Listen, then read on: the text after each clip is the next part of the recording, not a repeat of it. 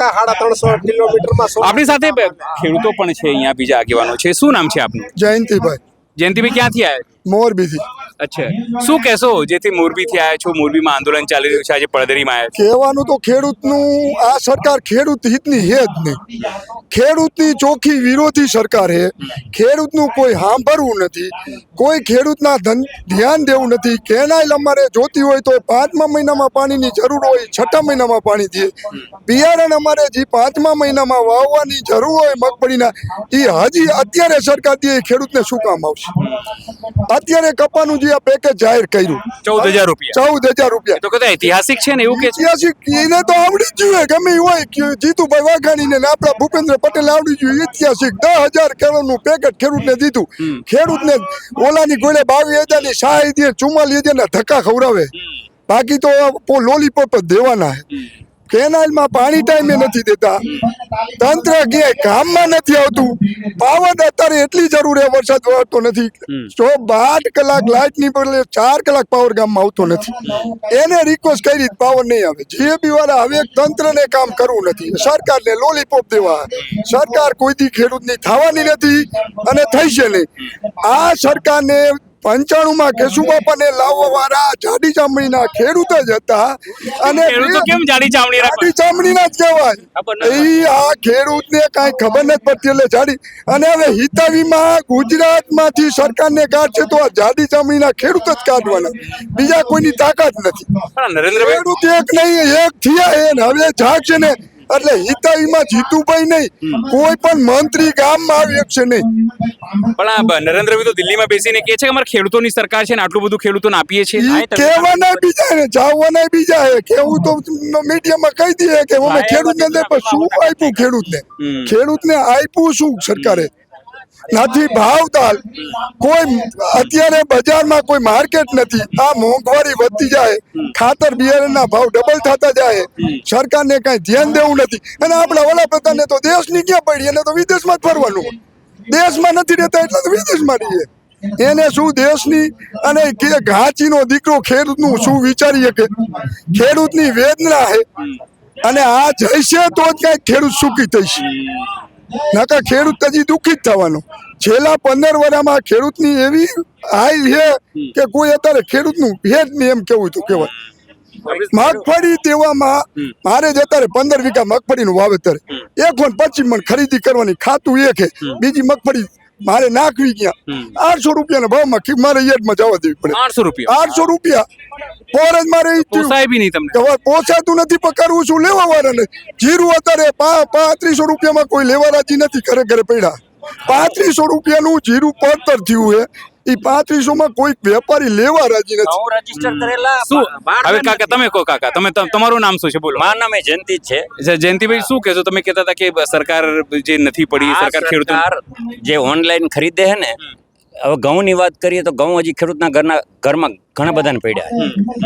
હવે આપણે કહીએ કે કેદી અમારો વારો આવશે, તો એમ કે બારદાન નથી તો શુક્રવાર આવી જાહેરાત કરો.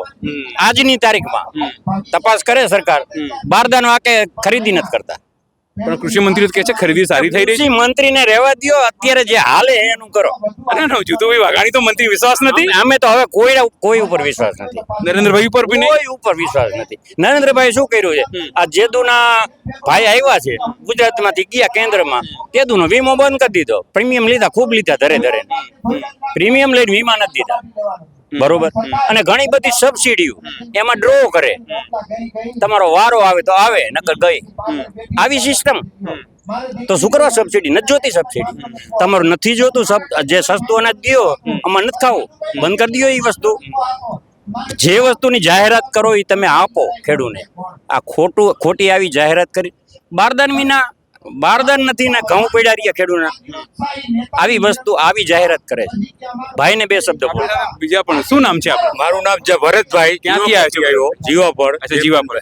મારા ખેતરમાં તાર આવ્યા. અત્યારે એ તાર લઈ જાય ને 5 લાખ હું આપું, મને કાંઈ આપ્યું નથી. 2018માં ખેતર અહીંયા બાજુમાંથી તાર થાંભલો નીકળો હે ને, પાણી ભરીને હાવ મોલ ભરી જાય, હાવ સાપત થઈ જાય, રૈકા થઈ જાય. ચોમાસે કાંઈ વાવતો નથી. અત્યારે 15 મૂકી દીધું. રોડ ઉપરનું ખેતર હે મારું 5 વીઘા. અત્યારે વેચવા જવું 10 લાખમાં લઈ જાય. 20 લાખનું ખેતર હે. લ્યો અત્યારે સરકારે આ જેટકો લાઈન નીકળી છે 400 kV ની એને હજી અત્યારે 5 લાખ જોતા હું આપી દઉં મારા ખેતરમાં તાર કાઢી નાખે અત્યારે હું એટલો 3 વાર મને ઉપાડી ગયા હું મારી ખેતીમાં થાંભલો નાખવા આવતા હતા બગાડતા હતા બધું કરતા હતા મને 3 વાર પોલીસ વાળા લઈ ગયા પછી હાંજે છોડી દે મારામાં આટલો જુલમ કર્યો તો હજી એટલો લાઈન નાખી હજુ સુધી કોઈ વળતર આપ્યું નથી. વળતરમાં 20,000 એક જણાએ આપ્યા હતા બસ. હા 20,000 આપ્યા હે 20,000 ને અત્યારે હું 5 લાખ રૂપિયા આપી દઉં ગણી દઉં મારા ખેતરમાં તાર ન જુએ અત્યારે મારા બજારમાં વેચવું જ છે હાલો કોઈ લઈએ નહીં અત્યારે હું ગમે તેને કહું કોઈ લઈએ નહીં મારે 2 છોકરા છે છોકરાને શું આપું એને વેચવું હોય તો કેમ વેચાય કોઈ લેવા વાળું હોય નહીં. આપણે બીજા ભાઈ કાકા આવો આવો આગળ કેમ જાઓ છો? ચલો તમે કહી દો પહેલા બસ. ચલો શું નામ છે આપનું? સૌજીભાઈ કુરજીભાઈ તળપદા, અચ્છા સૌજીભાઈ શું કહેશો તમે? ક્યારના કંઈક કેવું છે તમારે? સાતલપુર તાલુકાના ગરામપડી ગામથી મધુત્રા પાટીએથી સીધો રોડ ઘડુલી રોડ ગયો ને ત્યાં ખેડૂતને ખબર નથી 350 થી 400 કિલોમીટરમાં અત્યારે અંબાણીનું કામ હાલે સોલારનું 1500 કંપની કામ કરે છે. કેટલી? 1500 કંપની. હજી આ એક લાઈન ની આવી 100 લાઈન નીકળવાની છે. કોઈ ખેડૂત જમીન રહ્યો નથી. ઓલા 2 ખૂટિયા છે ને એના કરાર કરી લીધા છે, ખીચા ભરી લીધા નરેન્દ્રભાઈ ને અમિત શાહે અને એનો જ ભાગ છે અંદર. અમિત શાહ નો કયો, નરેન્દ્ર મોદી નો કયો, ગડકરી નો કયો, રાજનાથ નો કયો, એની જ હાથે કંપની નકામીને બાપનું રાજ છે. લઈ લઈએ 1 મીટર તો જમીન અમારા ખેડૂતની છે ને, ઉપર એનું નીચે એનું, પણ 1 મીટર મેં કરવા નહીં દેવાના ખેડૂતને પૂર દેવાના હાઈ. પણ આ લોકો તો કહે છે, તમે કહો છો કે 2 ખૂટિયા ત્યાં છે, પણ એવું કે તો દેશનો વિકાસ કરી રહ્યા છે. એનો વિકાસ કર્યો, દેશ વેચ્યો તો વિચાર તો મારા કરતા તમે પત્રકાર તમને ન ખબર હોય. રેલવે વેચી નાખે, એરપોર્ટ વેચી નાખ્યા, ભારત વેચી નાખ્યું. તમે તો કોંગ્રેસ વાળાની જેમ વાત કરો છો કાકા. કોંગ્રેસ વાળાની જેમ વાત કરો છો. કોંગ્રેસ વાળો નથી, ભાજપ વાળો નથી, આપ વાળો નથી. હું તો પ્યોર કિસાન છું. હું શેમાં કઈ જાણતો જ નથી. પણ આ બધી માહિતી તમને ક્યાંથી મળે છે કે તમે કાંઈ મીડિયા બોલો છો તમને તેમાં રોજ 3 વાર જોવું વાળીએ બેઠા બેઠા. બાકી આ ખેડૂતને હજી એકવાર તમે કહીજો કે એકવાર તમે ઘડુલી અને રણ જોયા હો 0% વેચી નાખ્યું, હાવ મફત દઈ દીધું પાકિસ્તાનની સરહદ લગી. હજી આવી લાઈન તો કેટલી નીકળશે, ખાલી સામખિયારી જાય ને તો ખબર પડે 2 સાઈડ કેટલી લાઈનનું છે, કેટલા સોલાર છે, કેટલી પવન સખ્યું છે. પેલું નરેન્દ્રભાઈ દાંતરાણામાં ને ત્યાં ચાલુ કર્યું હતું ચારણકામાં સોલાર 14 કંપની આવી હતી. કેટલી? 14 કંપની 2200 હેક્ટરમાં. અત્યારે ત્યાં એટલી કંપની આવી ગઈ કે બાકી ને તૂટો જ નથી. એ લાઈન તો નીકળવાની ક્યાં આ નીકળવાની છે. તો પછી ખેડૂતો કરશે શું? આ બધી જ્ઞાન તો તમને આવી ગયું. ચલો આટલું આત્મજ્ઞાન અત્યાર સુધી ક્યાં આવતું? 30 વર્ષથી 30 વર્ષ જ્ઞાન છે, પણ મશીન એના હાથમાં નું થાય, અધિકારી એના હાથમાં, સુપ્રીમ કોર્ટ, હાઈકોર્ટ બધું એના હાથમાં. અમારા હાથમાં કઈ છે નહીં. આ વાયડિંગ થાય તો પૂરી દે. આ બેઠા છે 4-5 એ કિસાન ના દીકરા છે, પોલીસ વાળા રે નથી ખબર પડતી એને કઈ. એવું તો કઈ નથી. પોલીસ વાળા તો જાતે આઈને ઉપાડી જાય છે તમને લોકો. આપણે તો ઉપાડે શું કરી આગળ કાયદા આગળ નાનો માણસ દબાઈ જાય. હું તમે બીજા પણ આગેવાન છે. શું નામ છે આપનું? રસિક કાલરિયા, ક્યાંથી આવ્યા છો રસિક? જીવાપર ગામ. અચ્છા. આ જે રીતે તમામ ખેડૂતોને અહીંયા આંદોલન કરવું પડી રહ્યું છે, એવું કે છે કે જગતનું તાત છે. આ જગતના તાતને આવી રીતે બેસવું પડે ઉપવાસ ઉપર. જો સૌ પ્રથમ તો આ ભારતીય જનતા પાર્ટી ખેડૂતોની ડબલ એન્જિન વાળી સરકાર છે. અરે 5 એન્જિન છે, સરપંચ થી લઈને સાંસદ સુધી. પણ 5 એન્જિન વાળી સરકાર છે, એમાંથી હું માનું ત્યાં સુધી હાલમાં એક પણ એન્જિન ઉપડતું નથી. જો એન્જિન ઉપડતું હોય તો આ ખેડૂતો હાલ તમે પડદરી ખાતે જોઈ રહ્યા છો તે મોટા પ્રમાણમાં દુખી ખેડૂતો છે. જો મારા ગામની હું વાત કરું તો 6 વર્ષ પહેલા અમારા ગામના ખેડૂતોને 7 પોલ અને 15 થી વધુ ખેડૂતોને વીજ તાર આવેલા. એમાં જ્યારે શરૂઆતમાં વીજ પોલ આવ્યા ત્યારે અમુક ખેડૂતોને સંમતિ વગર પોલ ખોડવામાં આવ્યા. 30,000 થી માંડી કોર્ટમાં જઈ અને 7 લાખ રૂપિયાનું વળતર આપ્યું. તો હાલ એ જમીનની હું વાત કરું, જે 10 વીઘાની અંદર જે પોલ આવેલો છે તેમાં 2 કરોડથી વધુ નુકસાની છે. તો આ સરકારને હવે આ ડબલ એન્જિનની સરકારને આપણે શું કહીએ? એન્જિન ચાલુ છે એમ કહીએ? કારણ કે ખેડૂતોને કોઈ પણ પ્રકારનું ક્યાંય હિતની વાત જ નથી.